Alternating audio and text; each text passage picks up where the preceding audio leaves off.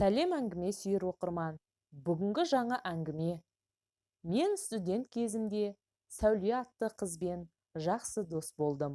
Екеуміз жатақхананың бір бөлмесінде тұрдық. Бір нанды бөліп жедік дегендей, мен Ақтөбе қаласында туып өстім. Ал құрбым Орал қаласынан Алматыға жоғарғы оқу орнына түсуге келген екен. Екеуміз жатақхана кезегінде тұрғанда танысып, жақсы дос болып кеттік.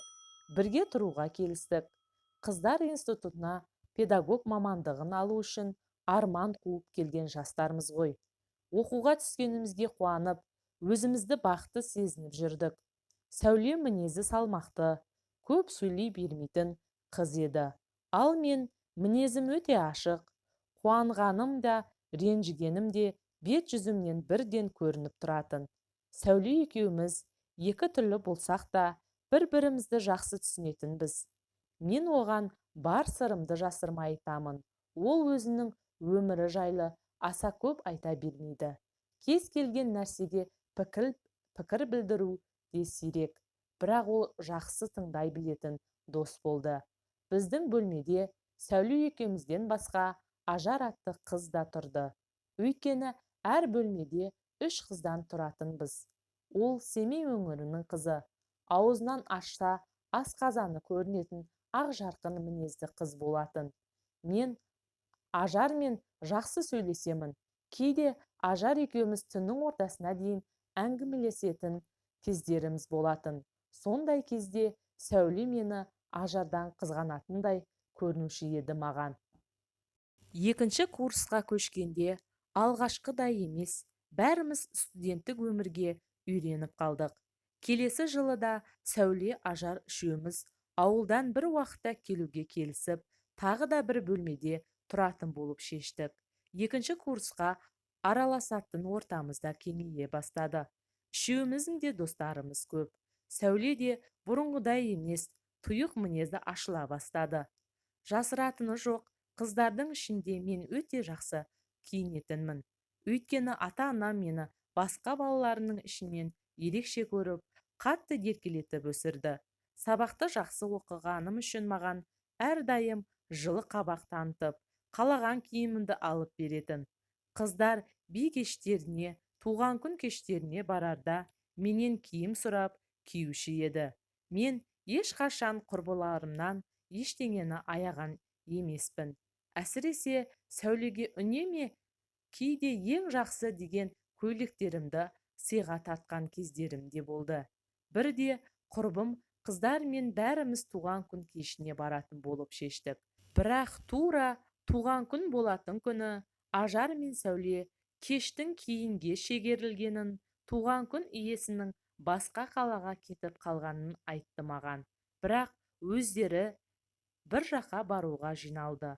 Олардың қайда баратынын сұрағанымда, құрбыларым Ажардың бір туысының үйіне бір шаруамен барып келетіндерін айтып, бөлмеден шығып кетті. Олар сол күні үйге келмеді. Ертеңінде ғана келді. Мен олардан қайда болғанын, бөлмеге қонуға неге келмегенін тәпіштеп сұраған жоқпын. Тағы біраз уақыт өткеннен кейін көрші бөлмеде тұратын қыз біздің өзінің туған күн кешін қалада тұратын әпкесінің үйінде жасайтынын айтып, мерекелік кешке шақырды. Сол күні бәріміз жиналып, туған күнге бардық. Сол кеште Қазақ ұлттық университетінде оқитын студент жігіттер де келді. Жігіттермен танысып, дастархандас болып, кешіміз жақсы өтіп жатты. Жігіттердің ішінде бойы сұңғақ келген сымбатты бір жігіт болды. Қыздар бәріміз ортада билеп жүргенде, Сәуле қыздарды жинап алып, ақырын ғана анау жігітке ешқайсың қараушы болмаңдар, ол маған ұнап қалды, өзім қаратып аламын, деді. Қыздар бәріміз тырқылдап күліп, Сәуленің сымбатты жігітті қалай айналдыратынына қызықтап қарап тұрдық. Әлгі жігітті Сәуле бірнеше рет биге шақырды. Дастарханға отырарда жанына барып жайғасты. Алайда ол жігіт қас қылғандай менің жаныма қайта-қайта келіп, жақынырақ танысқысы келетінін айтып, бірге биге шақырып, қоймады. Мен одан қашқақтаған сайын қыр соңымнан қалмады. Сол кешті соңында ол бізді жатақханаға дейін шығарып салды. Талғат атты жаңа танысымыздың Сәулеге емес маған қырыңдағанына құрбымнан қысылып, одан кешірім сұрадым. Бөлмеге келгенде Сәуле маған қарады да, сен тұрғанда әдемі жігіттер бізге қайдан қарасын, деді де мырс етті. Осы жағдайдан кейін Талғат жатақханаға жиі келетінді шығарды. Сабақтан келе жатсам да алдымнан шығады. Гүлін конфетін алып алдымнан күтіп алады. 4-ші курсты бітіргенде Талғат екеуміз отбасын құрдық. Ол асығыстық танытып, Алматы облысындағы өзінің үйіне мені алып қашып кетті. Өзімнің ата-анамның рұқсатын алмай тұрмысқа шыққаныма қатты наладым. Мен үнемі Талғатқа Ақтөбеге барып, ата-анамның батасын алып, саған тұрмысқа шығамын деуші едім. Бірақ ол, мен сені басқа біреу алып қашып кете ме деп қорықтым. Сондықтан асығыстық таныттым деп ақталды. Сонымен не керек, екеуміз үйленіп, дүркіретіп тойымызды жасадық. Той болар алдында курстас қыздар бас қосып, жақсы бір отырыс жасадық. Сол кеште мен Сәуленің маған ішінде өкпесі бар екенін, маған ренжулі екенін байқадым. Ол қанша білдіргісі келмесе де, мен онымен 4 жыл бірге тұрғандықтан мінезін танып қалдым ғой. Сол күні ажар аңқау салтанат біз бұрын би кештеріне барарда ылғи сені бөлмеде алдап тастап кетуші едік. Өйткені сен жанымызда жүрсең, жігіттердің бәрі саған қарап, бізге қарамай қояды деп сені ертпеуге тырысатынбыз. Әй, сен бәрібір ең сымбатты жігіт өзіңе қаратып алдың деп әзілдеп болса да шындығын айтып қойды. Оқу бітіргеннен кейін менің отбасылық өмірім басталды. 1 жылдан кейін тұңғыш сәбиіміз дүниеге келді. Біз өте бақытты отбасы едік. Көп ұзамай бірінші ұлымыздан кейін қыз баланы дүниеге әкелдім. Талғат балалары десе іштен асын жерге қоятын. Балалар бала-шағамызбен табиғат аясында демалғанда ерекше жақсы көретінбіз. Отасқанымызға 7 жылға жақындағанда мені өліп талып сүйген Талғатым өзгере бастады. Ащы суға құмартты. Күндіз-түні үйге келмейді.